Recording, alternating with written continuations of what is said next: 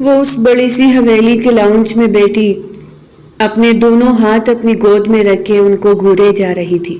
ان کی انگلیاں کبھی آپس میں پیوست کرتی تو کبھی ہاتھوں کو مروڑنے لگتی۔ اس کے سامنے بیٹا حیدر علی خان آنکھوں پر کالا چشمہ جمائے کافی مطمئن نظر آ رہا تھا۔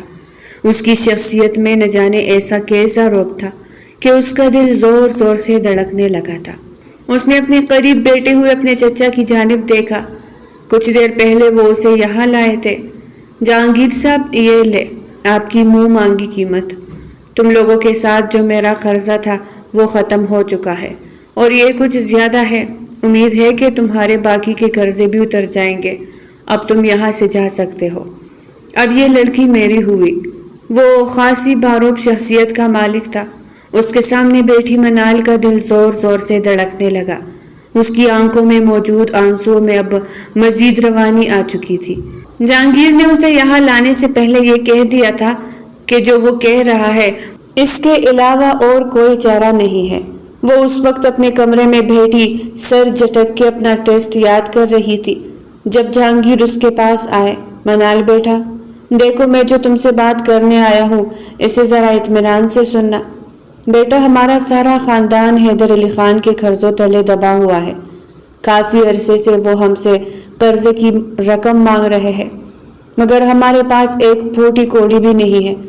تم تو دیکھ سکتی ہو کہ ہم لوگ پیٹ بھرنے کو بھی ایک نوالا تک مشکل سے ڈھونڈتے ہیں، پھر ہم اتنی بڑی رقم آخر کیسے چکائیں گے؟ وہ حیرانگی سے اپنے چچا جہانگیر کو دیکھ رہی تھی۔ چاچو، آپ کہنا کیا چاہتے ہیں؟ آپ ان سے کچھ مہلت مانگ لینا۔ وہ الجھتی ہوئی بولی تو انہوں نے اس کا ہاتھ پکڑ کر اپنے ہاتھ میں لیا۔ بیٹا، حیدر علی خان کا کہنا ہے کہ اگر اس قرضے کے عوض ہم تمہیں اسے دے دیں تو وہ ہمیں منہ مانگی قیمت دے گا، ہمارا قرضہ بھی معاف کر دے گا۔ بیٹا، کیا تم اپنے اس چچا کے لیے اتنا بھی نہیں کر سکتی؟ اور بیٹا، اس نے یہ بھی کہا ہے کہ وہ صرف کاغذی رشتہ ہوگا کیونکہ یہ حیدر خان صاحب کا حکم ہے۔ انہوں نے کہا ہے کہ وہ محض آپ کو کاغذی طور پر اپنی بیوی بنانا چاہتا ہے اور تم 6 مہینے بعد آپ آزاد ہوگی۔ بیٹا سوچو، تمہارے صرف ایک سائن سے ہماری زندگی بدل سکتی ہے۔ قرضوں تلے دبا ہوا ہمارا سارا بوجھ اتر سکتا ہے۔ منال کی آنکھیں آنسو سے تر ہونے لگی۔ مگر چاچو جان، میں کیسے؟ اس نے کچھ بولنے کی کوشش کی تھی مگر جہانگیر اب کی بار بولا تھا۔ بیٹا، میں بڑے مان کے ساتھ تمہارے پاس آیا ہوں۔ مجھے یقین ہے کہ تم مجھے انکار نہیں کرو گی۔ اور وہ خاموش ہو گئی۔ اس کے پاس اس کے علاوہ اور کوئی چارہ نہیں بچا تھا، اور اب وہ خان حویلی کے لاؤنج میں بیٹھی تھی۔ اس کے سامنے اس وقت حیدر خان بیٹھا تھا۔ اس نے اس کی قیمت اس کے چچا کو ادا کر دی تھی اور اس کا چچا خاموشی سے وہ اٹھاتا ہوا باہر نکل گیا۔ اپنے چچا کو یوں جاتے ہوئے دیکھ کر وہ ایک لمحے کے لیے تڑپ اٹھی۔ چاچو جان، خدا کے لیے مجھے ساتھ لے جائے۔ مجھے آپ یہاں چھوڑ کر جا رہے ہیں، میں یہاں نہیں رہ سکتی۔ مجھے گھر واپس لے جائے چاچو جان، پلیز رک جائے، پلیز مجھے ساتھ لے کر جائے۔ مگر جہانگیر نے ایک بار بھی اسے پلٹ کر نہیں دیکھا۔ وہ حیران ہو رہی تھی۔ اس کا چچا اسے قربانی کے بکرے بنا گیا تھا۔ یہ سب کچھ اس کے لیے کتنا آسان تھا۔ وہ حیران ہو رہی تھی۔ وہ ہچکیوں کے ساتھ رونے لگی۔ لاؤنج کے صوفے پہ بیٹھا ہوا حیدر علی خان خاموشی سے اس کو دیکھ رہا تھا۔ اس کی حالت کو دیکھتے ہوئے اس نے جلدی سے اپنی ملازمہ کو آواز دی۔ زرمینہ جلدی سے ادھر آؤ۔ زرمینہ جو کہ کچن میں کام کرنے میں مصروف تھی جلدی سے بھاگتی ہوئی ان کے پاس آئی۔ جی صاحب جی، اس نے نہایت ہی تابعداری سے ہاتھ باندھے ہوئے کہا۔ تو سامنے بیٹھے حیدر علی خان نے منال کی طرف اشارہ کیا۔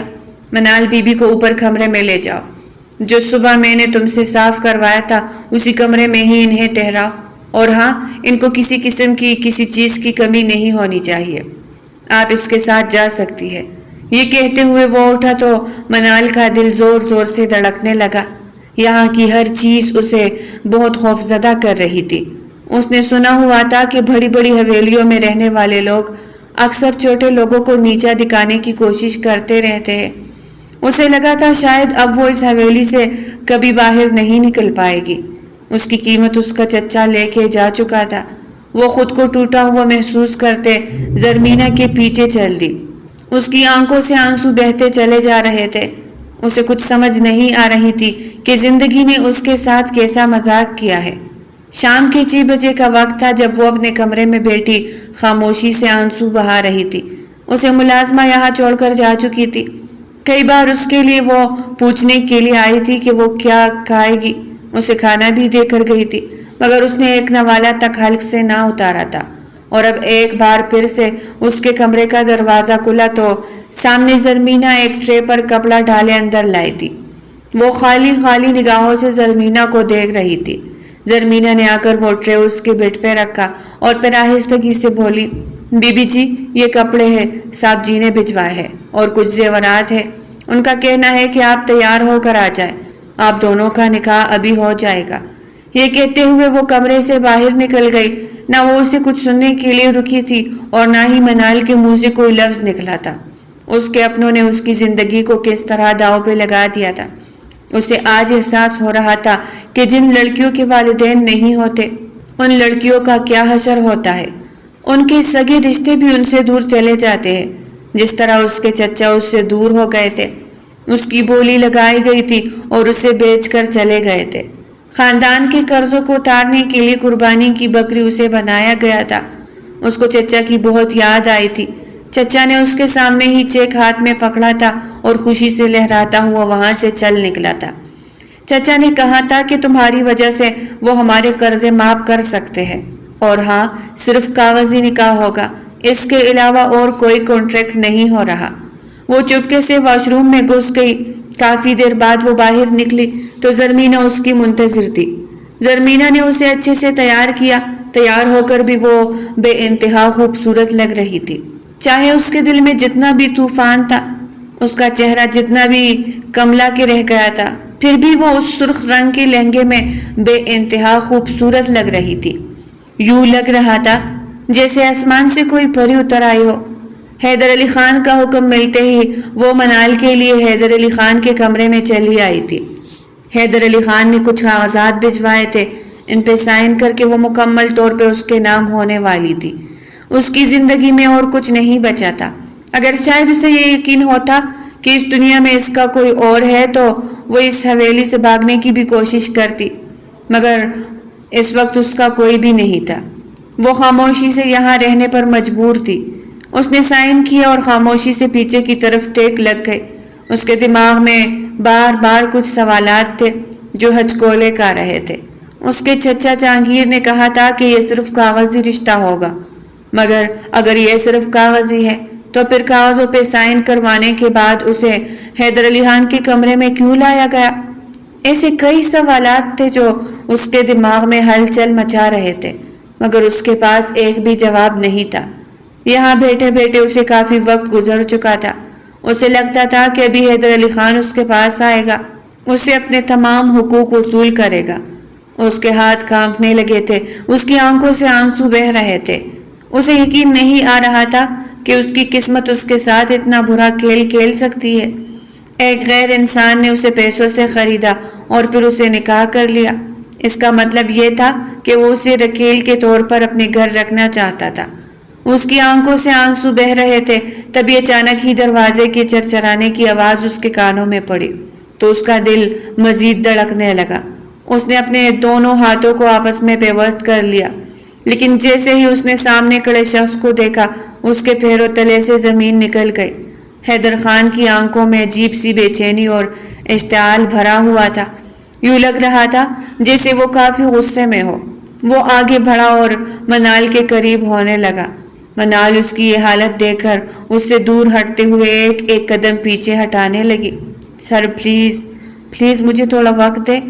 آپ نے تو کہا تھا کہ یہ شادی صرف کاغذات پر ہوگی، مگر پھر آپ ایسا کیوں کر رہے ہیں؟ سر، وہ روتے ہوئے بولی تو وہ مزید اس کے قریب ہوا۔ ایک جھٹکے سے اس کا دوپٹہ اتار کر ایک طرف پھینکا۔ منال کا دل لرز اٹھا۔ اس نے کبھی نہیں سوچا تھا کہ اس کی سہاگ رات اس قدر تذلیل بری ہو سکتی ہے۔ تھوڑے پیسے زیادہ لے لینا، مگر آج کی رات مجھے سکون چاہیے، اور آج کی رات تم مجھے سکون دو گی۔ یہ کہتے ہوئے وہ ایک جھٹکے میں اسے قریب کر گیا۔ اس کا ہاتھ اس وقت منال کی کمر پہ تھا۔ آہستگی سے اس نے اپنا ہاتھ اوپر اٹھایا اور اس کی قمیض کی ڈوری کو پیچھے سے کھینچا۔ منال کی ایک زوردار چیخ نکلی، اس کی قمیض آہستگی سے اس کے سینے پر سے ڈھلکی تو وہ اس کے قریب ہوا۔ اب وہ اس قدر قریب تھے کہ ایک دوسرے کی سانسیں بھی ایک دوسرے کے چہروں پہ محسوس کر سکتے تھے۔ تبھی وہ اس کے کان کے قریب ہوتے ہوئے بولا، منال، روتی رہو، چیختی رہو، چلاتی رہو، چیخنا بند مت کرنا، وہ دھیمی آواز میں بولا تو منال کاجل سے بھری اپنی بڑے بڑے آنکھیں چپک کر سامنے کھڑے حیدر کو دیکھنے لگی، اور یہ کہتے ہوئے وہ جلدی سے پیچھے ہٹا اور بیڈ کے قریب سائڈ ٹیبل پر رکھے لیمپ اٹھا کر پھینکنے لگا۔ وہ زور زور سے چلا رہا تھا، ایک ایک چیز کمرے کی اٹھا کر پھینکتا چلا جا رہا تھا، چاہے وہ لیمپ، شو پیس، پرفیوم کی بوتلیں، حتیٰ کہ ہر چیز اٹھا کر نیچے پھینکنے لگا۔ باہر سے سننے والوں کو یوں لگ رہا تھا جیسے ان کے کمرے میں بہت بڑا جھگڑا ہو رہا ہو۔ کوئی یہ نہیں جانتا تھا کہ یہ سب کچھ بناوٹی ہے۔ منال کو کچھ سمجھ نہیں آ رہی تھی، وہ خوف کے مارے بڑی بڑی سسکیاں لے رہی تھی، اس کی آنکھوں سے آنسو بہے چلے جا رہے تھے، اور وہ ایک کونے میں سمٹ کر کڑی ہوئی تھی۔ یہ اس شخص کو کیا ہو گیا تھا؟ ابھی کچھ دیر پہلے وہ اس کے قریب ہونا چاہتا تھا اور اب ہر چیز کو اٹھا کے پھینک رہا تھا، ساتھ ساتھ اس کو اشارہ کیے چلے جا رہا تھا کہ وہ چیخے روئے، مگر ایسا کیوں تھا؟ وہ خود سمجھنے سے قاصر تھی۔ صبح اس کی آنکھ کھلی تھی، کمرے میں کوئی بھی موجود نہیں تھا، وہ بیڈ پر سوئی ہوئی تھی۔ فریش ہو کر وہ باہر آئی تو کچن میں کام کرتی ملازمین نے اس کی طرف یکبارگی سے دیکھا۔ اس کے بال بکھرے ہوئے تھے اور اس کی دائیں آنکھ لال ہو چکی تھی، اس کے ساتھ ساتھ سوجن کا شکار تھی۔ یوں لگ رہا تھا جیسے رات بھر اس پہ بہت تشدد ہوا ہو، جیسے حیدر علی خان نے اسے کافی مارا ہو۔ بیگم نصرت اس وقت ڈائننگ ٹیبل پر موجود ناشتے کے لیے تیار تھی۔ گھر کے باقی افراد بھی آ چکے تھے اور اب صرف انتظار تھا تو اس گھر کی نئی نویلی دلہن کا۔ زرمینہ سمیت یہاں موجود سبھی ملازمین نے اسے ترس سے دیکھا تھا، مگر وہ کچھ بھی نہیں کر سکتے تھے، جبکہ بیگم نصرت نے ایک حقارت بھری نظر اس پہ ڈالی تھی۔ وہ خاموشی سے کھڑی یہاں سب کو دیکھ رہی تھی، کیونکہ اس کے کمرے سے بلانے بھی ایک ملازمہ گئی تھی جس نے کہا تھا کہ صاحب اسے ناشتے کے لیے بلا رہے ہیں، اور اب وہ خاموشی سے جب یہاں آئی تھی تو یہاں کے سبھی لوگوں کے چہرے دیکھ کر خاموش ہو گئی تھی۔ وہ منتظر تھی کہ کوئی اسے ناشتے کی ٹیبل پر بیٹھنے کے لیے کہے۔ تبھی اس کے کانوں میں نہایت ہی جلی کٹی آواز پڑی۔ یہ بیگم نصرت کی آواز تھی۔ تمہیں تو لگا ہوگا کہ ہم تمہیں یہاں مہارانی بنا کے لے آئے ہیں۔ او بی بی، کسی خوش فہمی میں مت رہنا۔ تم جیسی لڑکیوں کو جب کوئی بڑے گھر کی بہو بناتا ہے تو تم لوگ اپنی اوقات بھول جاتی ہو۔ ابھی دیکھو، تمہیں ناشتہ بنانے کے لیے بلایا تھا اور تم سیدھی ڈائننگ ٹیبل پر آ گئی، حد ہوتی ہے۔ سردار کرسی پر اس وقت بیگم نصرت بیٹھی تھی، جبکہ ان کے دائیں سائڈ حیدر علی خان اور بائیں سائڈ دانیال بیٹھے تھے۔ دانیال 15 سال کا ایک چھوٹا سا لڑکا تھا جو کہ حیدر خان کا بھائیوں جیسا کزن تھا، مگر وہ چہرے سے کافی شرارتی محسوس ہو رہا تھا۔ حیدر علی خان نے جب اپنی چچی کے منہ سے یہ بات سنی تو ایک دم سے ہتے سے اکڑ کے بولا، یہاں ملکہ رانی بننے کی ضرورت نہیں ہے، جاؤ اور کچن میں جا کر کام سنبھالو، تمہاری اوقات یہاں کے ملازموں سے زیادہ نہیں ہے۔ یہ سنتے ہی اس کے دل میں چن سے کچھ ٹوٹا تھا۔ یہ سب کچھ اس کے ساتھ کیا ہو رہا تھا؟ اس نے جیسا سن رکھا تھا ویسا ہی ہو رہا تھا۔ اسے اتنے بڑے گھر میں اپنا آپ بہت چھوٹا محسوس ہو رہا تھا۔ اسے بار بار اپنا گھر یاد آتا تھا۔ جب یہاں پر ہر بات پر اس کی تذلیل ہوتی، اسے یوں لگ رہا تھا جیسے اس کا چھوٹا سا گھر ہی اس کے لیے جنت کی مانند تھا، مگر اس جنت سے بھی اسے اس کے اپنوں نے ہی نکالا تھا اور یہاں جہنم میں بھیجا تھا۔ وہ گلہ کرتی تو کس سے کرتی؟ وہ اپنے حالات سے مجبور تھی۔ آنکھوں میں آنسو لیے وہ کچن کی طرف جانے کا رخ کر رہی تھی کہ اچانک ہی اس کے کانوں میں ایک شرارتی آواز گونجی تھی، بابی جان، فکر کرنے کی ضرورت نہیں ہے اور نہ ہی بائی سے ڈرنے کی ضرورت ہے۔ بائی کی زبان ویسے ہی کڑوی ہے کیونکہ وہ بچپن میں کریلے کا جوس پیتے رہے ہیں۔ آپ فکر نہ کریں، پریشان ہونے کی کوئی ضرورت نہیں۔ وہ شرارتی انداز میں بولا تو منال کے چہرے پر ایک دھیمی سی مسکراہٹ آئی تھی۔ اس تناؤ زدہ ماحول میں پہلی بار کوئی ایسا شخص ملا تھا جس نے اسے ہنسانے کی کوشش کی تھی، مگر وہ ان لوگوں پر ظاہر نہیں ہونے دینا چاہتی تھی کہ وہ اس کی بات پہ ہنسی ہے۔ وہ جلدی سے کچن میں آ گئی۔ کچن میں موجود سبھی ملازمائیں سر جھکا کے پیچھے ہٹ گئی تھی، مگر وہ شلف کے ساتھ لگی صرف ایک بات سوچے جا رہی تھی کہ آخر یہ شخص کس چیز سے بنا ہے، یہ باہر کس قدر اسے رعب دکھا رہا ہے۔ مگر رات اندر تو جو انسان اس نے دیکھا تھا وہ اس وقت ڈائننگ ٹیبل پر بیٹھے شخص سے بالکل مختلف تھا۔ اس کا یہ دوہرا رویہ اسے پاگل کر رہا تھا۔ اچھے اور برے کے درمیان کچھ تھا جو اس سے چھپا تھا، مگر وہ کیا تھا یہ 1000 بار سوچنے پہ بھی اسے پتہ نہیں چل رہا تھا۔ ابھی وہ وہی کھڑی سب کچھ سوچ رہی تھی کہ اچانک ہی اسے پیچھے سے کسی کی آواز سنائی دی۔ او بی بی، میں نے یہاں تمہیں کام کرنے کے لیے بھیجا ہے، کھڑے ہو کر مزے سے ان لوگوں کو کام کرتے ہوئے دیکھنے کے لیے نہیں بھیجا۔ ادھر آ جاؤ، تمہاری ذمہ داریاں تمہارے سپرد کروں۔ یہ کہتے ہوئے اس نے غصے سے اپنے قریب بلایا تو وہ جلدی سے اس کے قریب بھاگی۔ بیگم نصرت نے ایک نظر ارد گرد کھڑی 3-4 ملازماؤں پہ ڈالی جو ادب سے ہاتھ باندھے کھڑی تھی، اور ایک نظر اپنے سامنے کھڑی منال پہ ڈالی تھی جس کا حلیہ یہ واضح کر رہا تھا کہ رات اس پہ کافی تشدد ہوا ہے۔ مگر اس نے اپنے ہونٹوں پہ ایک شیطانی مسکراہٹ لاتے ہوئے ان سبھی ملازماؤں کو مخاطب کیا۔ آج سے کچن کا کوئی کام تم لوگ نہیں کرو گی، آج سے کچن کا سارا کام منال سنبھالے گی۔ یہ کہتے ہوئے وہ اسے دن کے کھانے کا آرڈر دینے لگی۔ ہمارے گھر میں سبھی لوگ الگ الگ چیزیں پسند کرتے ہیں، اس لیے ہمارے گھر میں الگ الگ طرح کی ڈشز بنتی ہے، اور ایک انسان کی پسند کی 3 ڈشز بنتی ہے، تو تمہیں آج دوپہر کا کھانا سب کی پسند سے بنانا ہوگا۔ حیدر خان کو بریانی، اس کے ساتھ چائنیز پلاؤ اور ساتھ ہی کباب پسند ہے۔ اس کے ساتھ ہی وہ اسے اپنی اور دانیال کے پسند کی 3 ڈشز بتاتی ہوئی کچن سے باہر نکلی اور پھر سے واپس جانے لگی۔ اور ہاں، آج سے 10 بجے ہم تینوں مل کر چائے پیتے ہیں، لاؤنج میں ہمیں چائے بنا کر دے دینا، اور خبردار اگر ایک بھی چیز خراب بنی ورنہ تمہارا وہ حشر کروں گی کہ تم خود کو پہچان بھی نہ پاؤ گی۔ وہ انگلی دکھاتی ہوئے کچن سے باہر نکل گئی، جبکہ منال کی آنکھیں حیرت سے پھٹی کی پھٹی رہ گئی تھی۔ 9 ڈشز وہ اکیلی کیسے بنا سکتی تھی؟ 9 تو ابھی بج رہے تھے، اور پھر دوپہر تک یہ سارا کام وہ کیسے کر سکتی تھی؟ سبھی ملازماؤں کو وہ یہاں سے نکال کے باہر لے گئی تھی تو وہ سبھی اپنی مالکن کے حکم پہ خاموشی سے باہر چلی گئی تھی۔ اس کی آنکھیں اس وقت آنسو سے تر ہو رہی تھی۔ خاموشی سے اس نے سامان ڈھونڈنا شروع کیا اور ایک ایک کر کے سبھی چیزیں بنانے لگی۔ اب خدا کا شکر ادا کر رہی تھی کہ چچا جان کے گھر میں کھانا بنانے کی ذمہ داری اسی کی تھی، اور آج اسے کھانا بنانے میں مشکل پیش نہیں آ رہی تھی، لیکن اس کے دل میں ایک شدید طوفان پل رہا تھا۔ ایک طرف اس کے چچا کی طرف سے دیا جانے والا دھوکہ، دوسری طرف حیدر کی دوہری شخصیت ہونا اسے عجیب سی بے چینی میں مبتلا کر رہا تھا۔ 10:15 پر اس نے چائے تیار کر لی تھی، اور یہ بھی اسے زرمینہ نے آ کر چپکے سے یاد دلایا تھا۔ وہ جلدی سے چائے بنا کر پیالیوں میں ڈھالنے کے لیے تیار کری تھی جب اچانک ہی گرم گرم چائے اس کے ہاتھ پہ گر گئی اور اس کی ایک زوردار چیخ نکلی تھی۔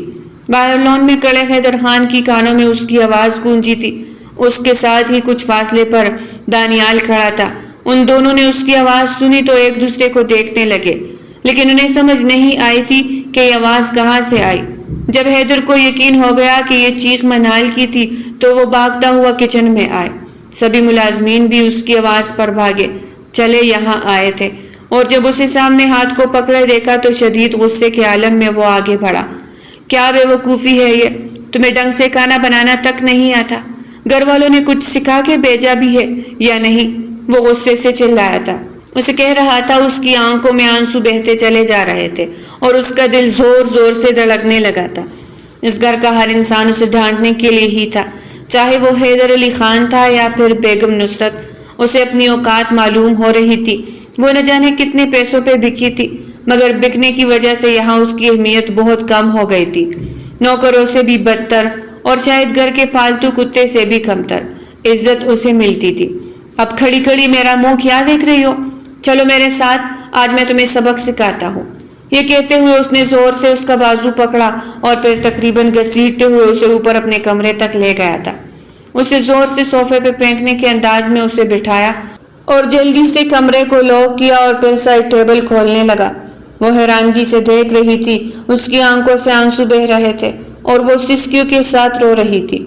اس شخص کا دوہرا رویہ اسے مزید تکلیف دے رہا تھا۔ وہ یہاں پر اسی شخص کے سہارے ہی تو آئی تھی، مگر اب یہ شخص بھی اس کے ساتھ اچھا برتاؤ نہیں کر رہا تھا۔ رات کے برتاؤ سے اسے یہ لگا تھا کہ شاید یہ شخص اسے حویلی میں سکھ پہنچائے، مگر اب اس چیز کا دور دور تک کوئی احساس نہیں ہوتا تھا۔ کافی دیر بعد جب وہ واپس آیا اور اس کے پاس آ کر بیٹھا تو نرمی سے اس کا ہاتھ اپنے ہاتھ میں لیتے ہوئے اس پہ مرہم لگانے لگا۔ اس کی آنکھوں میں موجود غصہ کہیں غائب ہو چکا تھا۔ آہستگی سے وہ اس کے ہاتھ پر مرہم لگاتا، جب وہ جلنے کی وجہ سے سسکتی تو وہ آہستگی سے اس پہ پھونک مارتا، اس جگہ کو ٹھنڈا کرنے کی کوشش کرتا۔ یہ کمرے میں بند انسان تو بالکل مختلف ہوتا ہے، مگر باہر جا کر اسے کیا ہو جاتا ہے؟ وہ اسے دیکھ کے رہ گئی تھی۔ آخر ایسی کیا وجہ تھی کہ وہ جب کمرے کا دروازہ بند کرتا تھا تو بالکل ایک مختلف انسان نظر آنے لگتا تھا؟ لیکن یہ بات اس کی سمجھ سے بہت باہر تھی۔ حیدر صاحب، مجھے ایک بات بتائے، جب آپ کمرے میں تنہا ہوتے ہیں تو آپ اتنے اچھے انسان بن جاتے ہیں، اور کمرے سے باہر آپ کا رویہ اس قدر سخت ہوتا ہے کہ میں ڈر جاتی ہوں۔ آخر کیا وجہ ہے؟ جب سے میں یہاں آئی ہوں بس یہی چیز نوٹ کی جا رہی ہوں۔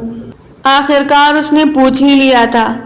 اس کا نرم انداز منال کو ہمت دے رہا تھا۔ دیکھو، کچھ لوگوں کو سچائی سے دور رکھنے کے لیے جھوٹ کا لبادہ اوڑھنا پڑتا ہے۔ تم مجھ پہ بھروسہ رکھو، میں سب ٹھیک کر دوں گا، اس نے آہستگی سے کہا تو وہ اس کی طرف دیکھ کے رہ گئی تھی۔ اسے اس شخص کی باتوں کی سمجھ نہیں آتی تھی، مگر جو بھی تھا اسے یہ سمجھ آنے لگی تھی کہ حیدر کسی بہت بڑی سچائی کو جانتا ہے، شاید ان کے گھر کے اندر کی کوئی ایسی سچائی جو وہ کسی کے سامنے نہیں لا سکتا تھا۔ اب آہستہ آہستہ منال کو یہ سمجھ آ رہی تھی کہ اسے اب ہمیشہ اسی حویلی میں رہنا ہے۔ وہ اب گھر کے کاموں میں خود کو مصروف کرنے لگی تھی۔ حیدر کے باہر کے اور کمرے کے اندر کے رویے کو وہ بخوبی جاننے لگی تھی۔ وہ کمرے کے اندر ایک انتہائی نرم اور محبت کرنے والا انسان، جبکہ کمرے کے دروازے کے باہر سے وہ ایک نہایت ہی غصے والا انسان نظر آتا تھا۔ کمرے کے دروازے کے باہر ایک ایسا کڑوا شخص جس سے کوئی بھی بات کرو تو انسان کا حلق تک کڑوا ہو جائے۔ اس رات وہ آفس سے آنے کے بعد اپنے اسٹڈی روم میں فائلوں میں سر دیے بیٹھا تھا۔ اسے کھانا کھانے کا بھی وقت نہیں تھا۔ منال کئی بار اس سے آ کر پوچھ کے گئی تھی کہ وہ کچھ کھا لے، مگر اس نے یہی کہا تھا کہ مجھے بھی وقت نہیں ہے، فی الحال تم جاؤ، کھانا کھا لو، اپنا کام کر لو۔ وہ فائلوں میں سر دیے بس یہی بات کہتا رہا۔ اسے پتا تھا کہ وہ خود کو اس قدر مصروف رکھے ہوئے ہے کہ اب نہ کچھ کھائے گا نہ پیے گا، اس لیے اس نے ارادہ کیا تھا کہ اب اس کے لیے کافی کا مگ بنا کے لے کر جائے گی۔ رات کو سارے کام ختم کرنے کے بعد اس نے سارے کچن کو اچھی طرح صاف کیا اور سارے برتن دھو لینے کے بعد اس نے اس کے لیے کافی کا مگ بنایا اور پھر مسکراتے ہوئے اس کافی کو دیکھا۔ اسے اس حویلی میں پہلے دن کا ناشتہ یاد آیا جب ڈائننگ ٹیبل پر بیٹھے ہوئے دانیال نے مسکرا کر کہا تھا، بھابھی جی آپ کو ڈرنے کی ضرورت نہیں ہے، بھیا نے بچپن میں جوس کی جگہ کریلے کا جوس پیا ہے، اس وجہ سے یہ بہت کڑوے ہے۔ اس بات پر اسے ایک بار پھر سے ہنسی آئی تھی۔ اس نے ادھر ادھر دیکھا، ڈائننگ ٹیبل پر ایک نوٹ بک پڑی ہوئی تھی۔ وہ جلدی سے وہاں گئی اور ایک پرچی اٹھا کر اس پر کچھ لکھا، پھر کافی کے مگ پر اس نے آہستگی سے اسے چسپاں کر دیا۔ وہ جلدی سے وہ کافی کا مگ اٹھاتے ہوئے اس کے اسٹڈی روم کی طرف بڑھ گئی۔ صبح سے وہ ایسے ہی مصروف تھا۔ اس نے نہ تو صبح ناشتہ کیا تھا، نہ ہی لنچ کیا تھا اور نہ ہی اب ڈنر کیا تھا۔ اب ایک کافی بنتی تو تھی۔ وہ دروازے پر دستک دیتی اندر چلی آئی، اس کے ساتھ ہی کافی کا مگ رکھتے ہوئے بولی، یاد سے پی لینا، صبح سے کچھ نہیں کھایا پیا، میں جا رہی ہوں، اب میں بہت تھک چکی ہوں۔ یہ کہتے ہوئے وہ جلدی سے واپس مڑ گئی اور دروازے کی اوڑ سے اسے دیکھنے لگی تھی کہ اس کا کیا ری ایکشن ہوتا ہے۔ اس نے سر اٹھا کر ادھر ادھر دیکھا، اب وہ جا چکی تھی اور جلدی سے وہ کافی کے مگ کی طرف ہاتھ بڑھانے لگا، مگر اس کے ہاتھ پہلی بار پرچی آئی۔ اس نے پرچی کو اٹھا کر کھول کے دیکھا تو اس کے لبوں پہ ایک شوخ مسکراہٹ دوڑ گئی۔ اس پر لکھا تھا، اس دنیا کے سب سے کڑوے انسان کے لیے سب سے میٹھی کافی۔ پرچی پہ لکھے گئے یہ الفاظ حیدر کو ہنسنے پر مجبور کر گئے تھے۔ اس نے دروازے کی جانب دیکھا، مگر وہ دروازے کی اوٹ سے اسے دیکھ رہی تھی، وہ اسے نہ دیکھ سکا تھا۔ اس کے اس قدر ہنسنے پر پہلی بار منال کا دل زور زور سے دھڑکا تھا اور وہ خاموشی سے سر جھٹک کر اپنے کمرے میں چلی گئی۔ یہ ان کی زندگی کی محبت کی داستان میں پہلے واقعات تھے جو شروع ہو رہے تھے۔ حویلی میں آئے ہوئے اسے تقریباً 1 مہینہ ہو چکا تھا۔ اسے 1 مہینے میں وہ یہاں کے سبھی لوگوں کو آہستہ آہستہ پہچاننے لگی تھی اور یہاں کے لوگوں کی حرکات اور سکنات پر بھی وہ نظر رکھے ہوئے تھی۔ یہاں کے لوگوں کے بول چال، اٹھنے بیٹھنے کے ہر طریقے میں کچھ عجیب سا احساس ہوتا تھا جو وہ خود بھی نہیں سمجھ پا رہی تھی، کچھ عجیب ایسی چیزیں جو اس کی سمجھ سے باہر تھی۔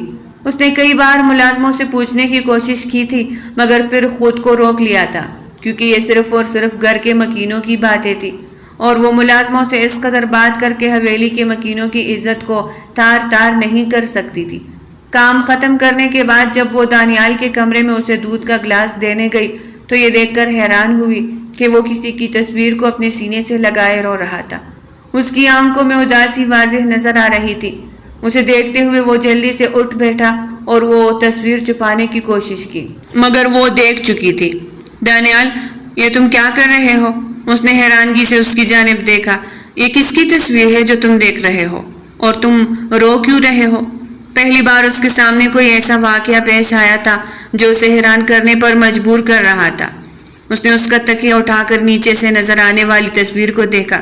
یہ تقریباً منال کی ہم عمر لڑکی تھی جو تصویر میں ہنس رہی تھی۔ وہ بلا شبہ بے حد خوبصورت تھی مگر یہ دیکھ کر منال حیرانگی سے کبھی تصویر کو دیکھتی اور کبھی دانیال کو۔ دانیال، یہ کون ہے؟ وہ سائڈ ٹیبل پر اس کے دودھ کا گلاس رکھتے ہوئے بولی تو وہ بولا، یہ میری بڑی بہن ہے سارا، کافی عرصے پہلے سے یہ لاپتہ ہو گئی ہے۔ ہم نے اسے کافی ڈھونڈنے کی کوشش کی مگر یہ نہیں مل رہی۔ آپ جانتی ہے حیدر بھائی سے ڈھونڈنے کے لیے دن رات ایک کر چکے ہیں مگر یہ ابھی تک نہیں مل پائے، نہ جانے یہ کہاں چلی گئی ہے۔ وہ روتے ہوئے بولا تو منال کو یوں لگا جیسے اس کے پیروں تلے سے زمین نکل گئی ہو۔ منال نے اسے جیسے تیسے حوصلہ دیتے ہوئے وہ دودھ کا گلاس پلایا اور خاموشی سے اس کے کمرے سے باہر نکل آئی۔ اسے اب سمجھ آ رہا تھا کہ اس گھر میں وہ چھپے ہوئے راز کون سے ہے، لیکن ان کی بہن کہاں جا سکتی ہے۔ وہ حیران تھی۔ کچھ دن گزرے تھے کہ اچانک ہی کچن میں کام کرتے ہوئے اس کے کانوں میں بیگم نصرت کی آواز پڑی۔ وہ لاؤنج میں بیٹی کسی سے کال پر بات کر رہی تھی۔ وہ اس بات سے انجان تھی کہ کچن میں کوئی کام کر رہا ہے۔ وہ اس وقت کچن میں حیدر کے لیے کافی بنانے کے لیے آئی تھی مگر ان کی بات سن کر وہ وہیں رک سی گئی۔ حیدر کو اس بارے میں کبھی پتہ نہیں چلے گا اور نہ ہی یہ پتہ چلنا چاہیے کہ سارا کہاں ہے۔ اگر پتہ چلا تو میں تمہیں زندہ نہیں چھوڑوں گی۔ نہ جانے وہ کس سے ہی بات کر رہی تھی کہ منال کے پیروں تلے سے زمین نکل گئی اور شیلف پر پڑا ہوا چینی کا ڈبہ اچانک ہی اس کا ہاتھ لگنے سے نیچے گر گیا۔ وہ اسے اٹھا کر اوپر اٹھی تو سامنے کھڑکی سے لاؤنج میں بیٹھی ہوئی بیگم نصرت کی چپتی ہوئی نگاہیں اس پہ مرکوز ہو گئی۔ کیا کر رہی ہو یہاں پر لڑکی؟ اور کیا میری باتیں چپ چپ کر سن رہی تھی؟ وہ غصے سے آگے بڑھی۔ اس کی آنکھوں میں اشتعال واضح دکھائی دے رہا تھا جو منال کو گھبرانے پر مجبور کر گیا تھا، لیکن یہ اچھا ہوا تھا کہ اس کا دماغ تیزی سے کام کرنے لگا۔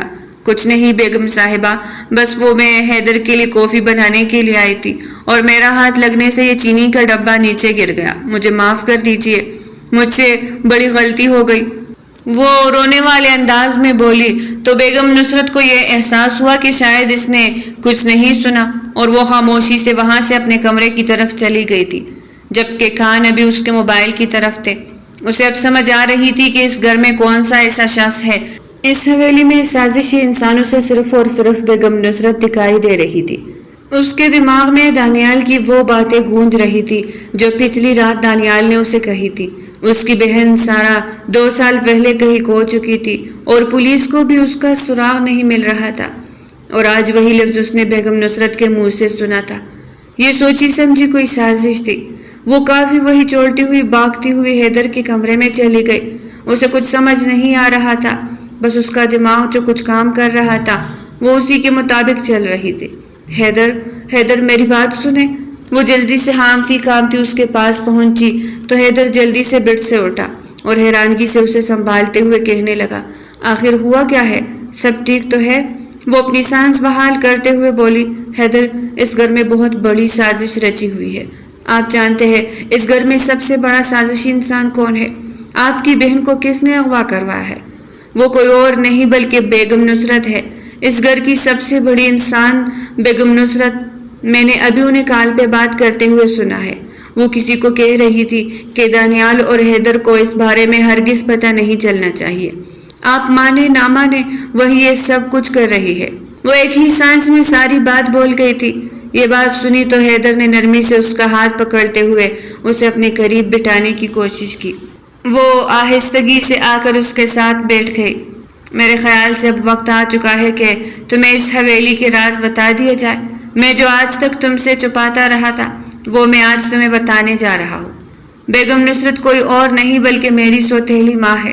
تم جانتی ہو پچھلے 2 سال سے میری سوتیلی ماں نے ہماری بہن سارا کو کئی قید کر کے رکھا ہوا ہے۔ نہ تو اس کا پولیس کوئی اتا پتہ لگا سکی ہے اور نہ ہی میں کوئی سراغ لگا سکا ہوں۔ تم جانتی ہو اس نے ایسا کیوں کیا ہے؟ کیونکہ جب ہمارے والدین اس دنیا سے رخصت ہو گئے تھے تو ہمیں ایک حقیقت کا پتہ چلا تھا۔ ہمارے سر پر صرف دادا کا آسرا تھا۔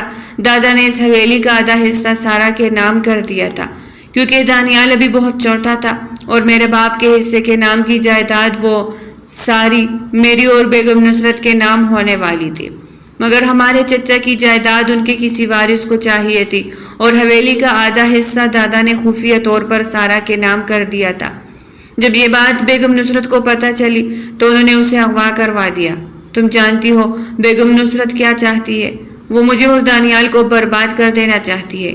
اور سب سے بڑی بات تم جانتی ہو بیگم نصرت تمہارے چچا جہانگیر سے ملی ہوئی تھی اور وہ اسے پیسے دے کر تمہیں خریدنا چاہتی تھی اور تمہیں اپنے کسی مقصد کے لیے استعمال کرنا چاہتی تھی، مگر مجھے یہ وقت پتہ چل گیا۔ میں تمہیں بچانے کی ہر ممکن کوشش کرنا چاہتا تھا۔ اس وجہ سے میں نے تمہارے چچا کو لالچ دیا کہ میں بیگم نصرت سے کہیں زیادہ پیسے تمہیں دوں گا اور تم اس کے بدلے کاغذی رشتے کے مطابق اپنی بھتیجی کو مجھے دے دو، اور پھر ویسا ہی ہوا۔ تمہارے لالچی چچا نے تمہارا سودا میرے ساتھ طے کر دیا۔ یہ خدا کا شکر ہے کہ میں نے تمہیں بچا لیا، ورنہ شاید آج تم زندہ نہ ہوتی۔ وہ دکھ سے بولا تو منال کو یوں لگا جیسے اس کے پیروں تلے سے زمین نکل گئی ہو۔ اب اسے ساری حقیقت معلوم ہو چکی تھی۔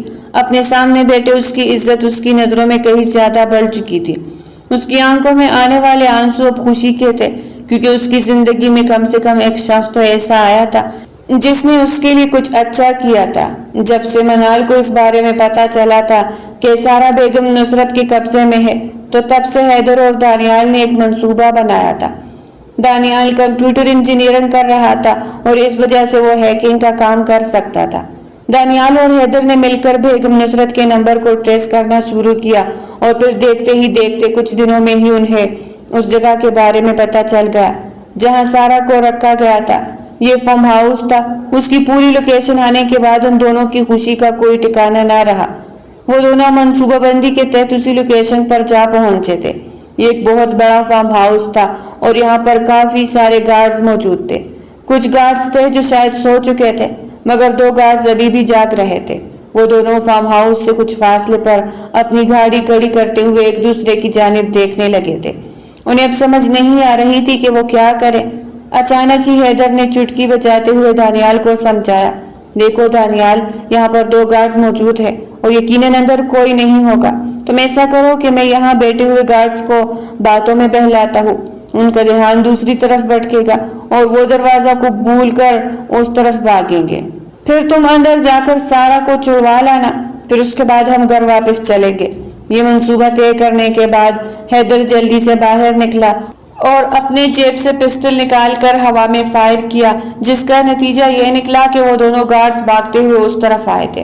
دانیال جو پہلے ہی نکل کر گیٹ کے قریب ہی چھپ چکا تھا، جلدی سے گیٹ کے اندر داخل ہوا اور بھاگتے ہوئے اس کے ایک ایک کمرے کی تلاشی لینے لگا۔ حیدر بھاگتا ہوا ہوائی فائرنگ کر رہا تھا اور گارڈز اس کے پیچھے پیچھے بھاگ رہے تھے۔ بڑی مشکل سے دانیال کو سارا ملی تھی۔ سارا کی حالت بہت کمزور ہو چکی تھی مگر وہ بھی ایک کرسی پر بندھی بیٹھی تھی۔ دانیال اسے جلدی سے کھولتا ہوا گاڑی تک لایا اور اسے اندر بٹھا دیا، پھر اس کے بعد ایک سیٹی بجائی، جس کا مطلب یہ تھا کہ حیدر جو کچھ ہی فاصلے پر تھا اسے سمجھ آ گیا تھا کہ وہ دونوں اب گاڑی میں محفوظ ہے۔ وہ جلدی سے گاڑی میں آ کر بیٹھا اور گاڑی بھگا کر فوراً سے وہاں سے چلا گیا۔ اپنے بھائیوں کو یوں دیکھ کر سارا بہت رو رہی تھی۔ 2 سال اس نے اس قید میں گزارے تھے اور ان 2 سالوں میں اسے ہفتے میں صرف 1 بار ہی کھانا لا کر دیا جاتا تھا۔ پانی کی بوند کے لیے بھی وہ اکثر ترستی رہتی تھی اور اسے کرسی پر باندھا گیا تھا۔ اس کی یہ حالت دیکھ کر وہ دونوں اسے ہسپتال لے آئے تھے۔ ہسپتال میں اسے ساری رات ڈرپ وغیرہ لگتے رہے اور صبح اذان ہونے سے پہلے ہی دانیال اور حیدر اسے گھر تک لے آئے تھے۔ اب وہ کافی بہتر ہو چکی تھی۔ حیدر نے اسے کہا تھا کہ وہ صبح ڈائننگ ٹیبل پر ان دونوں کے ساتھ جائے اور سارا نے بھی یہ حامی بھر لی تھی۔ وہ دونوں اس وقت دانیال کے کمرے میں موجود تھے۔ دانیال کی آنکھوں میں آنسو آ رہے تھے اور وہ جلدی سے بھاگتا ہوا حیدر کے سینے سے لگ گیا تھا۔ شکریہ بھائی، اگر آپ نہ ہوتے تو شاید میری بہن اس دنیا سے ہی چلی جاتی۔ وہ روتے ہوئے اس کے سینے سے لگا تو حیدر نے بھی اپنی آنکھیں صاف کی تھی۔ اسے بھی پہلی بار احساس ہوا تھا کہ شاید سارا صرف اس کی بہن نہیں بلکہ حیدر کی بھی بہن تھی۔ اس نے سارا کو تبکی دی اور دانیال کو تسلی دیتے ہوئے کمرے سے نکل گیا تھا۔ کچھ دیر بعد ڈائننگ ٹیبل پر ناشتہ لگا دیا گیا تھا۔ دانیال اور حیدر ڈائننگ ٹیبل پر موجود تھے اور نصرت بیگم بھی، جب اچانک ہی کوئی چوتھا شخص آ کر ان تینوں کے درمیان بیٹھا تھا۔ بیگم نصرت نے یہ دیکھا تو اس کی آنکھیں پھٹی کی پھٹی رہ گئی، کیونکہ سامنے بیٹھی ہوئی لڑکی کوئی اور نہیں، وہی سارا تھی جسے اس نے 2 سال سے قید کر رکھا تھا۔ سارا بیٹا، تم کہاں تھی؟ بیٹا ہم نے تمہیں کتنا نہیں ڈھونڈا۔ کافی دیر وہ حواس باختہ کڑی ہونے کے بعد یہ بولی تو اچانک حیدر نے ہاتھ اٹھا کر زور سے کہا، بس کر دیجئے، بہت ہو گئی اب یہ ڈرامے۔ ہمیں پتا ہے کہ اس کو اغوا کروانے میں صرف اور صرف آپ کا ہاتھ ہے۔ انسپکٹر صاحب اندر آ جائیے۔ یہ کہتے ہوئے اس نے ہاتھ کھڑے انسپکٹر صاحب کو بلایا تھا۔ اسے اب پتا چل رہا تھا کہ اس کے خلاف راتوں رات ایک ایسی سازش رکھی گئی تھی جب اسے ہلنے تک کا موقع نہیں دے رہی تھی۔ حیدر بیٹا یہ کیا کہہ رہے ہو؟ میں تو تمہاری ماں ہوں نا، وہ بے یقینی سے بولی تو وہ ایک جذبے سے اٹھ کھڑا ہوا۔ کون سی ماں؟ وہ جس نے ہماری بہن کو 2 سال تک بے جا میں قید رکھا، یا پھر وہ جو ہمارے سے حویلی تو کیا ساری جائیداد ہڑپ کر کے ہمیں دیوالیہ بنانا چاہتی ہے؟ ہم نے آپ کو ماں کا درجہ دیا لیکن آپ نے ہمیں بچوں کا درجہ نہیں دیا۔ انسپکٹر صاحب لے جائیں انہیں۔ یہ کہتے ہوئے اس نے انسپکٹر صاحب کو حکم دیا تھا۔ وہ راتوں رات ہی اپنی ماں کے خلاف سارے ثبوت پولیس کے حوالے کر چکا تھا اور اب پولیس اریسٹ وارنٹ لے کر حاضر ہوئی تھی۔ انسپکٹر صاحب کے ساتھ کچھ لیڈی کانسٹیبلز تھی جو اسے پکڑ کے وہاں سے لے جانے لگی تھی۔ ڈائننگ ٹیبل پر بیگم نصرت کی آوازیں سنائی دے رہی تھی، بیٹا خدا کے لیے مجھے معاف کر دو، میں وعدہ کرتی ہوں کہ آئندہ ایسا کچھ نہیں کروں گی۔ وہ روتے ہوئے بول رہی تھی مگر حیدر، دانیال اور سارا کے دل پر بالکل بھی نرمی پیدا نہیں ہوئی۔ وہ خاموشی سے اسے جاتا دیکھتے رہے اور خاموشی سے کھانا کھانے میں مصروف ہو گئے تھے۔ یہ دن ان کے لیے زندگی کا سب سے پرسکون دن ہونے والا تھا۔ آخرکار ان کی زندگی سے فساد کی جڑ ختم ہو چکی تھی۔ اس کے بعد دوبارہ کبھی بیگم نصرت نے اس گھر کا رخ نہیں کیا تھا اور نہ ہی کبھی انہیں جیل سے فرصت ملی تھی۔ 1 سال کا عرصہ گزر چکا تھا۔ اس 1 سال میں اس حویلی نے ایسی خوشیاں دیکھی تھی کہ سب کچھ اچھا ہو گیا تھا۔ 6 مہینے وہ جب مناہل اس گھر میں آئی تھی اور پھر بیگم نصرت یہاں سے چلی گئی تھی، اس وقت ٹی وی لاؤنج میں دانیال اور سارا بیٹے خوش گپیوں میں مصروف تھے۔ وہ دونوں اس وقت لوڈو کھیل رہے تھے اور ایک دوسرے کو چیٹ کرنے کی کوشش کر رہے تھے۔ سارے گھر میں ان کے چیخوں کی آوازیں بکھری ہوئی تھی۔ سبھی ملازمین بھی مسکرا کر ان سب کو دیکھ رہے تھے۔ آخرکار ملازمین کے لیے بھی اس گھر میں سکون کا سانس لینا میسر ہوا تھا۔ 6 مہینے کا عرصہ ختم ہو چکا تھا اور اب وہ اپنے کمرے کے باہر طرف بالکنی میں کھڑا تھا جب اچانک ہی اسے اپنے پیچھے سے کسی کے قدموں کی آہٹ محسوس ہوئی۔ وہ کوئی اور نہیں بلکہ منال تھی۔ اس نے حیدر کی پسند کا سوٹ پہن رکھا تھا جس میں اس کا حسن مزید نکھرتا چلا جا رہا تھا۔ وہ اس کے قریب آئی تو حیدر نے اس کے دونوں ہاتھوں سے پکڑ کر اسے اپنے قریب کیا اور پھر ایک ایک کر کے اس نے دونوں ہاتھوں پہ بوسہ دیتے ہوئے بولا، اب تو 6 مہینے کا ایگریمنٹ بھی ختم ہو چکا ہے، سبھی کاغذات ختم ہو چکے ہیں، نصرت بیگم بھی یہاں سے رفو چکر ہو چکی ہے، کیا اب آپ ہمیں ہمارا حق لینے دے گی کیا؟ اب آپ مسز حیدر علی خان بن کر میری زندگی کو ہمیشہ کے لیے روشن بنا دے گی؟ وہ پیار سے بھرپور اس کی آنکھوں میں آنکھیں ڈالتا ہوا بولا تو منال کی آنکھوں میں خوشی لہرائی تھی، اس کے گالوں پر لالی بکھر گئی تھی اور وہ شرم سے نظریں جھکا گئی۔ بتاؤ نا، کیا تم حیدر علی خان کی مسز بن کر آج رات مجھے سکون پہنچاؤ گی؟ وہ پھر سے اس کا چہرہ اپنی جانب موڑ کر شرارت سے بولا تو وہ شرما کر اس کے چھوڑے سینے پہ سر ٹکا گئی۔ ارے شرما کیوں رہی ہو، بتاؤ نا، وہ بے قراری سے بولا تو دھیمی آواز میں بولی، میں تو منال سے منال حیدر علی خان اسی دن بن گئی تھی جس دن آپ نے ساری دنیا کے سامنے برے بن کر مجھے اپنے سینے سے لگایا تھا۔ میں تو مسز حیدر اسی دن بن گئی تھی جب آپ نے میرے ظالم چچا سے مجھے بچایا تھا، اور میں تو مسز حیدر اسی رات بن گئی تھی جب میرے ہاتھ جلنے پہ آپ نے مجھے پیار سے مرہم لگاتے ہوئے کہا تھا کہ مجھ پہ بھروسہ رکھو۔ وہ اس کے سینے پہ سر ٹکائے بولی تو حیدر کو یوں لگا جیسے کسی نے ڈھیر سارا سکون اس کے اندر اڈیل دیا ہو۔ وہ اسے اپنے آپ میں پیوست کر تھا آنکھیں موندے گیا۔ کافی دیر باہر کھڑے رہ کر وہ باتیں کرتے رہے، اور پھر جب کمرے میں آئے تو ان کی زندگی کی حسین رات نے اس کا استقبال کیا۔ دانیال اور سارا ان دونوں کو ساتھ دے کر بہت خوش تھے۔ وہ سب لوگ اس وقت ڈرائنگ روم میں تھے جب حیدر نے سب کو اپنی جانب متوجہ کیا۔ جی میرے بھائی اور چھوٹی سی بہن، تم لوگوں کو ایک خوشخبری سنانی ہے، وہ یہ کہ تم دونوں پھپھو اور چاچو بننے والے ہیں۔ یہ خبر سنی تو دانیال اور سارا کی خوشی کی انتہا نہ رہی۔ وہ دونوں چیخے مار کر ساری حویلی کو سر پہ اٹھانے لگے تھے۔ جبکہ حیدر کی اس حرکت پہ شرم سے پھانی ہوتی منال نے بھاگ کر کمرے میں پناہ کی تھی۔ حیدر بھی اس کے پیچھے پیچھے تھا۔ اس نے اسے اپنی باہوں میں بھرتے ہوئے پیار سے کہا، شکریہ جانم، میری زندگی کو اس قدر حسین بنانے کے لیے۔ اس نے اس کے ماتھے پہ بوسہ دیا تو منال بھی اس کے سینے سے لگ گئی۔ بلا شبہ ایک حسین زندگی اب ان کی منتظر تھی۔ تو پیارے ریڈرز، یہ تھی آج کی ناول۔ اگر آپ کو پسند آئی ہو تو لائک کرے اور چینل کو سبسکرائب کرے۔ پھر ملتے ہیں ایک نئی ناول کے ساتھ، تب تک کے لیے اجازت دیجیے گا۔ اللہ نگہبان۔